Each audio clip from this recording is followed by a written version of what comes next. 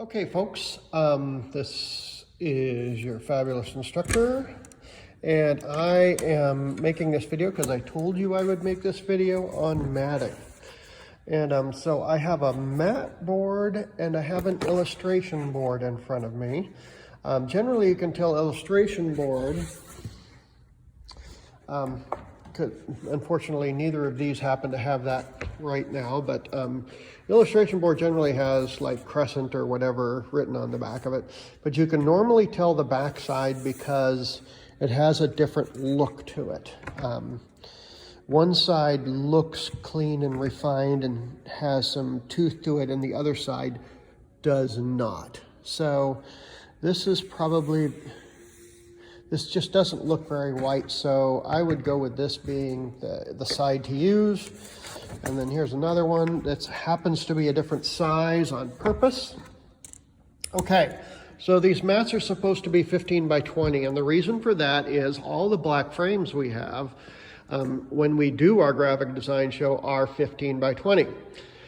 So if we format and you learn to do things this way, then they will be that way, and you won't have to worry about it, and you won't have to resize anything.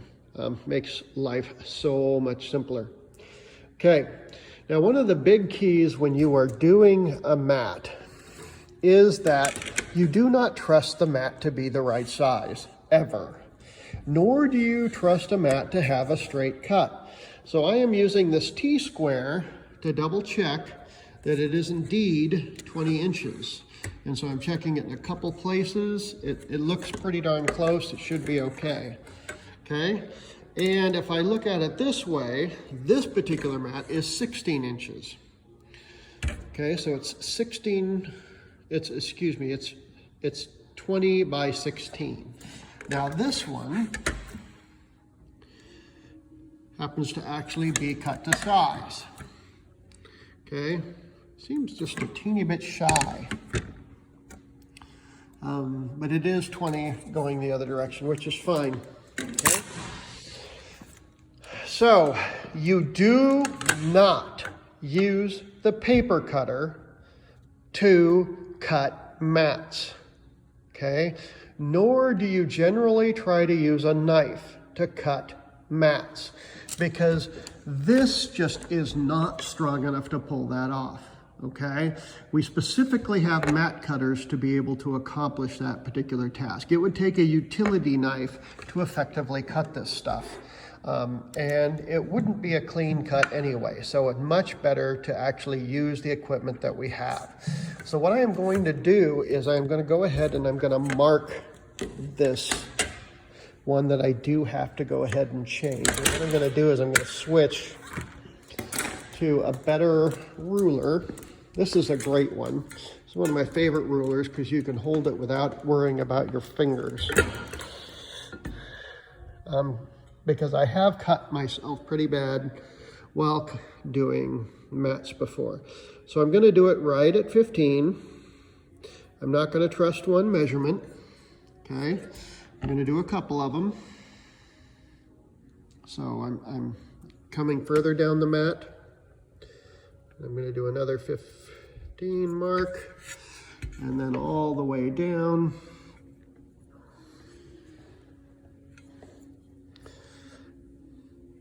Now, I could use the T-square for that. I don't necessarily trust the T-square to pull that one off, so. Okay. Okay, so I have my 3 marks, and I'm gonna go ahead and I'm going to line this up.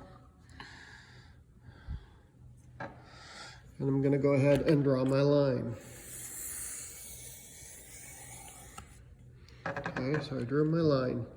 And you will note that I am using a very, very sharp pencil. Do not do this with a dull pencil. That will be bad. Okay, so there's my marks, there's my line.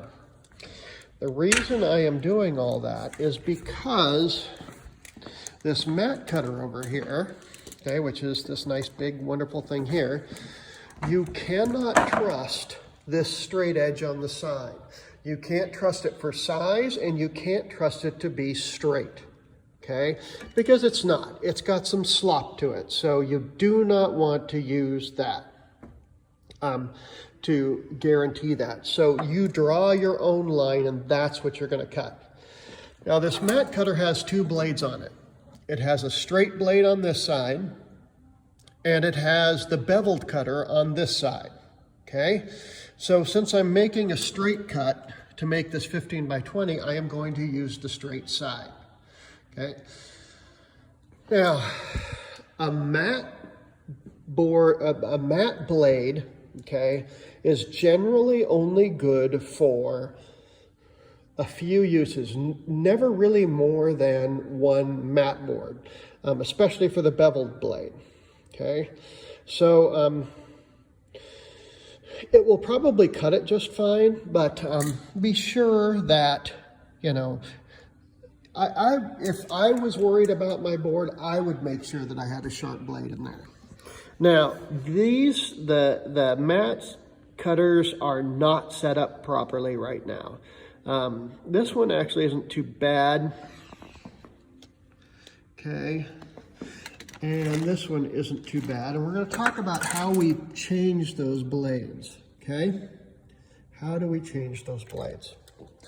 So the way to pull these little guys out is this is not what you use. Okay. This is actually a thing that extends the actual knife blade that direction. This little guy down here is the one that actually loosens the blade, and it allows you to pull it out if I loosen it enough. Oh, come on. Okay, so here it comes, okay? So I use that to actually pull on it. And this is the holder, okay? So there is the holder, and if you look on the blade, you can see that one side has been used, but this other one right where my finger is has not been used because I don't see any kind of grooves or impacts from it. Paper is one of the hardest things on sharp blades, okay? Now these little things have a magnetic holder in them. So what I'm gonna do is I'm gonna put it down, and I'm gonna flip the blade over because, you know, each blade has multiple uses. Okay, now the magnet holds it on. You want the blade to be even with this edge, okay? This is close enough. It doesn't need to be exact, but you do not want the blade sticking out, and you do not want the blade deep inside of this little holder, okay? That's what this adjuster is for, but nothing we cut really needs this blade to be extended any more than it is. Okay, if we had foam core, we may want to extend the blade, but we're not using foam core, we're using mat board. So I'm going to go ahead and put it in, make sure the sharp end is down. I'm going to insert it. Okay, I'm going to press it to where this back side is flush. Okay, don't push it in too far where it's going to stick out the other side. You want it to be absolutely flush right here. Okay, like it is right now. And then you go ahead and tighten this bottom screw so that the blade is tight. I'm going to do the same thing to this one over here. So I'm going to loosen it up. Go ahead and pull that one out and check that blade. Whoops, it kind of decided to go out the other end. Okay, so I'm going to look at this one as well. This one looks fairly abused, but the other side is still very, very clean, okay? So this has a good blade on this side, and so I'm going to go ahead and flip that just like I did the other one. I'm going to have to play with my holding on to this thing while I'm actually working it here. Okay, sharp end down, okay? And you'll notice that somebody evidently pushed this thing way, way further out than it should be, okay? So I need to adjust this little thing on the back end. Kind of challenging to do with one hand. I'm going to loosen this screw here a little bit, push the blade a little further down. That's a little bit closer, but I want it to be a little bit better than that, so I'm going to go ahead and Loosen it just a teeny bit more. Press on that. There we go. That's where it should be, even with that front edge, okay? Now I'm gonna put it back in. Flush with the back side, tighten it down. Okay, so I know that this particular board, I need to cut a straight edge. So I am gonna go ahead and open this up, and I'm gonna insert the board, okay? Remember that the far side is your straight edge. So remember that the blade has a little bit of an offset. So if you want your measurement to be accurate, you probably want the pencil to be just a teeny bit on that side, but you want it to be absolutely even all the way across, and this is not. If we look at that, and we look at that, it's not. And so what we do is we kind of wiggle it. Sometimes you have to kind of lift it a little bit.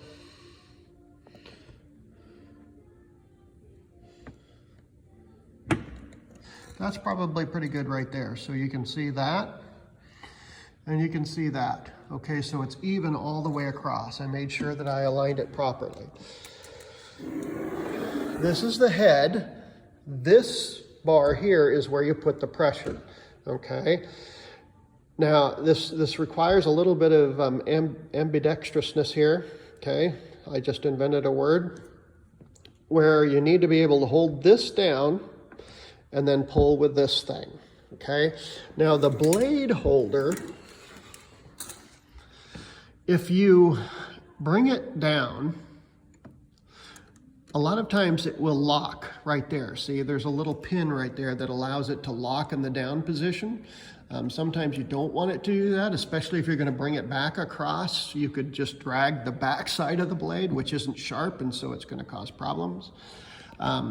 But normally what we do is we try to get one cut in, and we don't necessarily try to go through the entire board with the first cut, because we can just keep coming back and doing it until we're all the way through the board, okay? So now I'm gonna set this down, and hopefully it's gonna work to where you can see what I'm doing. Okay, so here I go. I already checked that alignment, and I'm just gonna come in, keeping pressure on this front board, this front bar.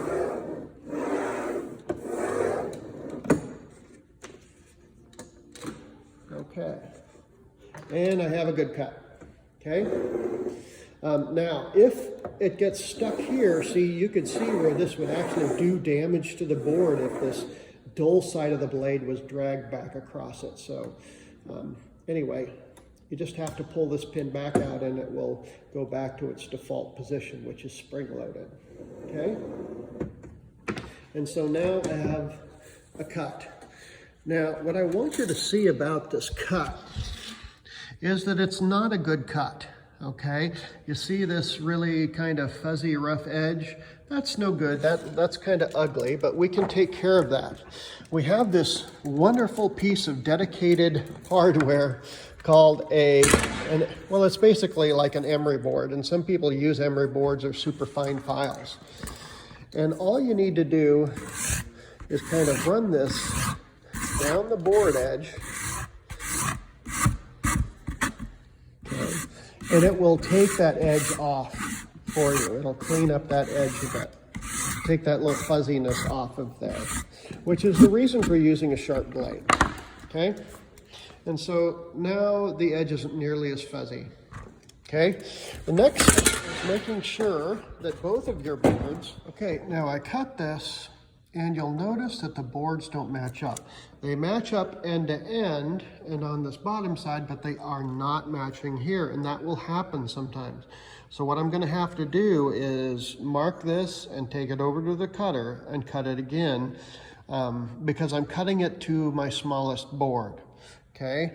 Because once it's in the frame, we don't notice this 1/8 of an inch difference. It's not a big deal at all. But if you're trying to put this together and you have two different size boards, even if it's just that tiny little 1/8 or 1/16 of an inch, you need to fix it. So I'm going to go ahead and pause, and I'm going to go ahead and fix that right now. Okay, so now all the boards are the exact right size, and all is well in the mat board world. Okay, so I need to figure out which one is going to be the very best for the front of my mat. And I kind of like this one, okay? So what I'm going to do is I'm going to take the cleanest, nicest one, and I'm going to lay it here like this, okay? I want to do this on purpose, and I'm going to sit here and I'm going to put top there, and I'm going to put bottom here. I'm putting those there so that I don't forget which is the top and which is the bottom. And that's important because your bottom measurement has a little bit more to it. It's 2 1/4, whereas 2 is the rest of them, okay? Because now the next step is to actually start to measure in 2 inches on these sides and then 2 1/4 inches on the bottom. Okay, so here I am, and then I would go ahead and mark all these down. Okay, and don't forget that your bottom is 2 1/4. Okay, don't forget your bottom is 2 1/4. So I'm going to pause again, and I'm going to start this. I'm going to show you when I'm all done. Okay, so I have gone ahead and measured it again, making sure that my bottom is 2 1/4, and then 2 inches on the rest of the sides. You'll notice that I overdrew these lines on purpose, okay? And that's because the next step is to take a circle template, which is this bad boy right here. And the size you want to use is 19/64. You can use, 9/32. You could probably go all the way up to 5/16 if you wanted to, but it has to be in this zone of circles. Now, the reason I overdrew this is so that if you notice on a circle template, if you haven't used one before, it has these crosshair bullseyes that you align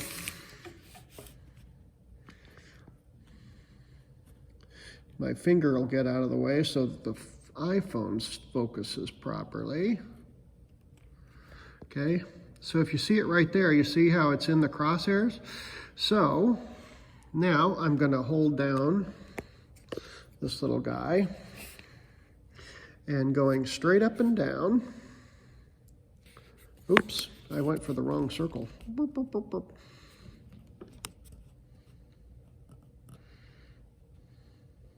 There we go. I'm going to sit here and I'm going to go ahead and do this. And so I drew a circle. Okay? So there's my circle. Okay? Now you need to do these circles at all 4 corners. So I'm going to cut away and go ahead and get that done because it's a little hard to do with an iPhone in my hand. Okay, so now I have my 4 circles in place, and now I can go to the mat cutter again. Now, this time we're doing an angled cut, okay? And since we're doing a beveled or an angled cut, we are going to use this side of the cutter's head, all right? The way I remember this, okay, because remember the blade is cutting at this angle, so it's cutting down and out, because you want the bevel to be proper on the back side. So you'll notice that I'm cutting the back side, and I've marked the back side, not the front side. I'm going to ignore the front side. And so what I'm going to do, the way I remember it is that the big part of the board always goes out, okay? That way I know the bevel is going the right direction, okay? So just like the other one, we have to go ahead and we have to align this thing.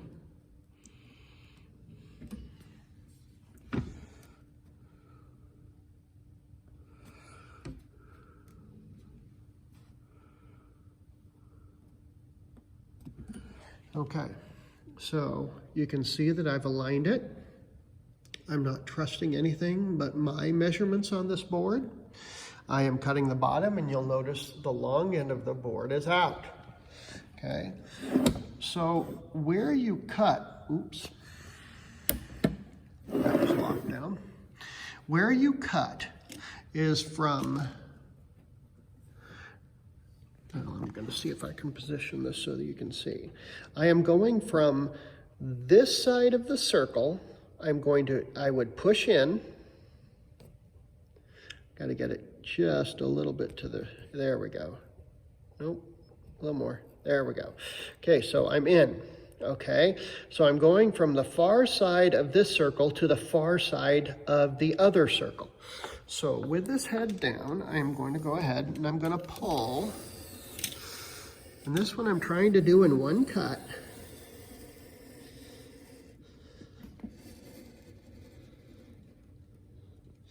And if you look, here's the other side. This is where I'm stopping, okay? Right here at the edge. Now, I know we're not computers, so there might be a little bit of an overcut, and that's okay, all right? But I've actually cut that, and the bevel should be fine. You can see it right there. And now I would go ahead and do each of the edges, remembering that the big end, so if I position this just right, which is always a challenge because it's actually got really good non-slip under here to keep it from trying to move. You still really have to wrench down on this, but okay. So now I'm going to go ahead and do this one. You'll notice big side out because I know the bevel's going to cut this direction. All right, so now I'm going to cut the rest of them and then we'll come back. So I've cut all of mine, and now you need to be really, really careful because when you pull this thing out, let me go ahead and pull it out here.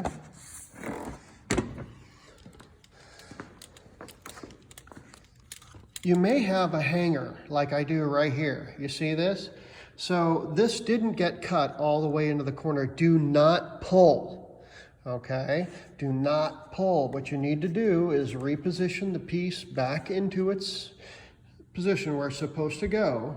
Then you need to take an X-Acto knife, a sharp one, and you need to bring it in and push it through at the correct angle because you don't want to cut something that isn't supposed to be there, and see if you can cut wherever the problem is. Okay, so I'm going to see if that's the problem. I'm going to cut this way. And now it fell away, okay? Now it fell away, okay? Now I have a little bit of an overcut on this thing, but you know what? I'm not gonna stress about it, okay? This is, you know, the first time some of you are gonna cut mats, so I don't want you to get really, really stressed out about it, okay? I just want you to get the experience of how we make our own mats. So I have this mat, I have this mat, and I'm going to go ahead and stick them together. To do that, don't forget which side is your top, because the hinge goes on the top. Okay, so I have to align these two head to head and make sure that it's my top. Lots of people put these things on backwards by accident.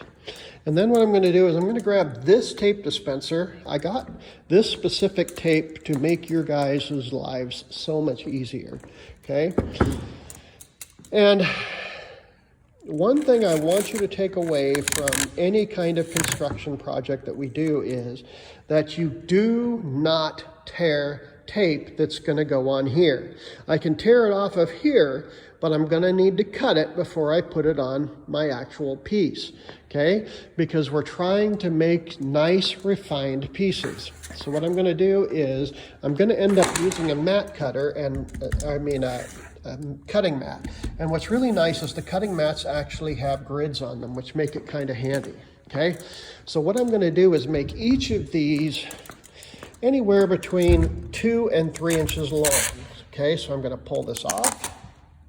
Okay, and then I'm going to lightly, I'm going to say that one more time, lightly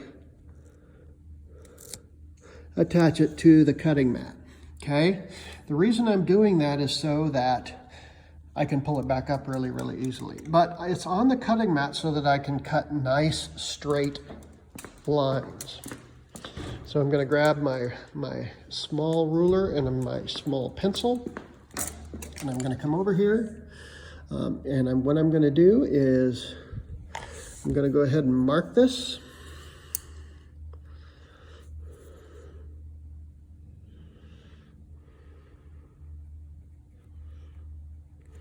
Okay, so that's my starting point, and I'm going to go 3 inches over. Actually, let's do 2.5 inches. The reason I'm doing 2.5 inches is so that I can use one strip of tape for both of it. Okay. Well, actually, I shouldn't have done that. I should have done it right on the lines. Okay, I screwed up. Okay, because these lines are here. What I should do is line it up exactly on the grid that's already in place. Okay, so I can see the grid right there. I know that it's in inches, so I'm going to go ahead and mark that. Okay, and then come over, and now I know that since that one is off that much, that is my 5-inch mark right there. That makes it easier for me to cut this way, so I don't have to double measure or anything. As long as I align this and cut this way, I'm going to get nice straight lines. Okay, so because I'm using the back grid, you see I've got this line and this line, so all I have to do is align the ruler and pull the blade across. So I'm going to go ahead and do that, and I'm going to put you down for just a second. Oh, this thing doesn't want to stand up. So I'm going to make those 3 cuts.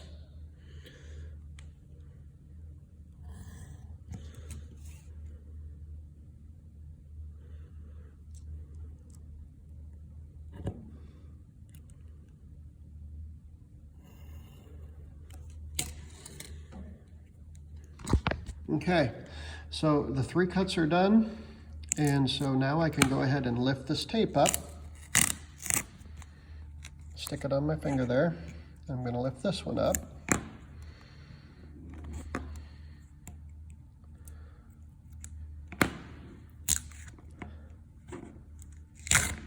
Okay, so you see how much nicer of a line this cut piece is going to be compared to the other one? Okay, so now I'm going to take my 2 pieces of tape, and I want them to be even. So what I'm going to do is I'm going to use this line from my mat, from when I was cutting my mat, as my point for both sides. So what I can do is, I'm going to put one of these tapes down, is make sure these are butt to butt. Okay. And then I'm going to go ahead and I'm going to put this tape down pretty much half and half. If I was really, really going to stress about it, I would go ahead and mark the halfway point on this tape. Okay, so there it is. It's kind of lined up on that. And so I'm also going to do that over here. Line it up and stick it on. And press it in place really good. Okay, so that way they're perfectly evenly spaced. Now, if I was doing a landscape mat, I would probably do nice big 3 or 4 inch hinges, but those will operate as the hinges for my mat. So I'm going to close my mat, make sure that I have a good seal that way. Okay, and so now it's just a matter of actually putting the piece inside of this mat. Okay, so to demonstrate that, I'm going to have to hunt down a piece to put in here, so I will be right back. I found a piece to go ahead and put into my mat. All right, This one happens to have something called a printed in liner. So it's got a 1/4 inch liner that's actually printed on the piece. And so the way I do this is I try to position the piece, trying to make all the margins perfectly even, make sure that no weird white is hanging out, as straight as possible, okay? And then I kind of lift this and make sure that the piece doesn't move at all while I do this next step. So the next step is I've cut these pieces of tape to each be exactly 2 inches long. Again, cut tape, don't, yeah, you know what I mean. Okay, and so I'm gonna place this tape on this piece, making sure that I don't put it inside the live area here. And I'm gonna do the other side as well. And if I was really, really worried about it, I would have all of this measured out exactly how far. And then this is the helpful little hinge piece right here, okay? And so this kind of forms a little bit of a cross, and it helps hold that tape on there. Now I'm gonna do this one.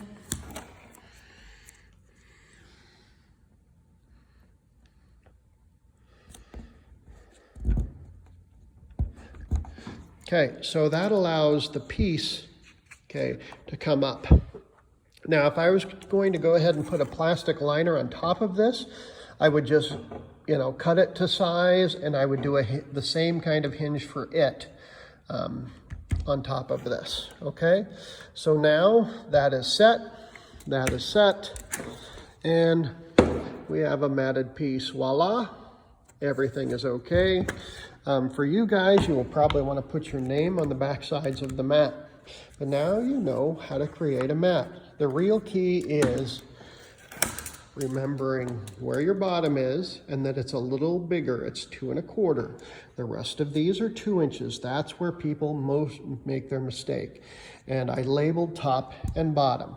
I could go ahead and erase it now. If this was going to be in a portfolio, I would probably go ahead and erase it. Now, if you were to do this for a client or for if they ever asked you to mat something, this is where craft comes in, and that's why we cut the tape instead of tearing the tape, because it may come down to how well you crafted something that you will either get or not get the job, because it's really kind of important. We need to take the quality of our work very, very seriously.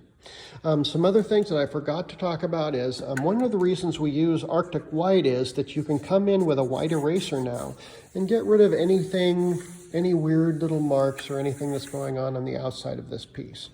And if you have some weird fuzzies inside of your mat, again, you can take this emery board and just very softly get rid of any roughness that happens to be on your mat, okay? Be sure that you brush the white flakes that show up off. I use these to make that happen, okay? This wonderful thing. Now, if you need additional blades for the mat cutter, okay, they are right here in this little box. Okay, they're inside these little wrappers. These are mat cutting blades, all right? Be very, very careful. And then here's the sharps containers. Spent blades go in the sharps container, okay? All right, well, I hope that gives you some guidelines, and maybe you'll have to watch this a couple times to get it all down, but you'll have access to it. And now you know how to cut mats. Have a great day.